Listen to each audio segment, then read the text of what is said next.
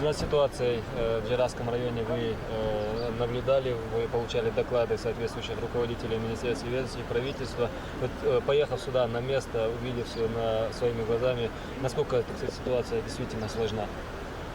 Ну, ситуация непростая, но ситуацию мы потихонечку ее приводим сегодня в соответствие с тем, что людям нужно создать условия для того, чтобы на этом таком начальном этапе, до того, как мы восстановим жилье, хотя бы элементарные условия создали человеческие. То есть с питанием, вот мне уже сейчас доложили, с питанием нормально здесь все.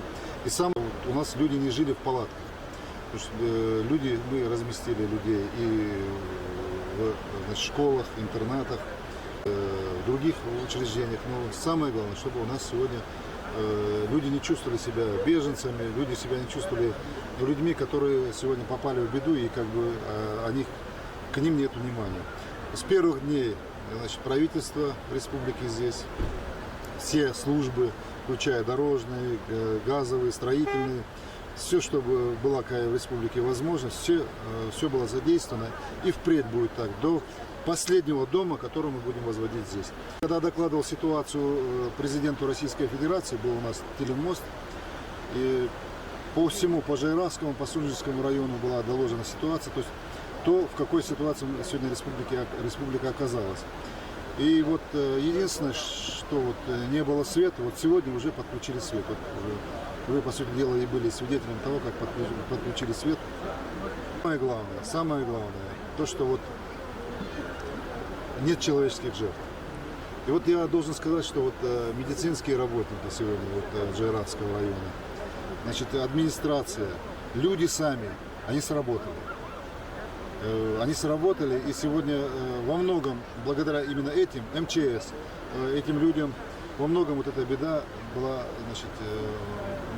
она стороной, в плане человеческих жертв, она ушла стороной. И самое главное, что я подчеркиваю, что нет человеческих жертв.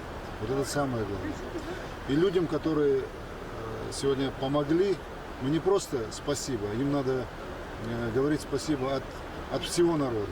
И я этим людям говорю огромное спасибо, я искренне выражаю им благодарность за то, что они сделали сегодня здесь, в этих условиях. Я думаю, что многих людей, и сотрудников МЧС, и медицинских работников, и отдельных жителей Джайравского района будем мы представлять правительственные награды. Почему? Потому что когда я докладывал президенту России эту ситуацию, я сказал, что это мужественный народ, что этот народ сам во многом способствовал тому, чтобы эта трагедия еще большим объемом, как имеется в виду, она не коснулась нас так, как коснулась других регионов. Да, смыты дома, но самое главное, это я еще раз, может быть, об этом третий раз уже говорю, что нет человеческих жертв. Почему? Потому что каждый человек – это целый мир, и каждый ингуш нам дорог, как и любой другой гражданин нашей республики, любой национальности. Сегодня мы поставили довольно жесткие сроки перед правительством для восстановления жилья. Как вы думаете, управиться за это время? Сроки поставлены конкретные, и вплоть до того, что правительство будет выездным, здесь будет работать правительство. Один вице-премьер будет здесь постоянно находиться. Ни в Назране, ни в Магасе, нигде, а именно здесь. И контакт будет у него с главой администрации, со всеми службами, которые здесь. Я буду получать оперативную информацию с тем, чтобы решать проблемы здесь. Более того, как выяснилось, здесь дорожной службы не было. Представляете, в этом районе, где должна быть дорожная служба, ее нет. Поэтому дорожную службу мы здесь откроем. Это будет с завтрашнего дня. Я уже и Горчханову, и Могушкову сказано, с тем, чтобы не дожидаешь какие-то большие штатные расписания. Они попросили около 30 человек, чтобы с технику. Я выделяю 50 человек. То есть это будут и рабочие места для Джайравского района. Это будет автоматически сразу на случай того, чтобы, ну не дай бог, чтобы, конечно, это будет помощь непосредственно из числа людей.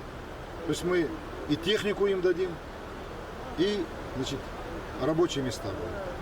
И, естественно, дома к этому сроку тоже будут восстановлены. Конечно. Вот дома у нас, мы знаем, ингуши строители, каждый ингуш он строитель. И поэтому дома должны быть лучше, чем были. И каждый должен получить, значит, вот на лицевой счет он получает деньги. То есть он не через кого-то, непосредственно на лицевом счету. И вот так, как он посчитает правильно, распорядится, так оно и будет.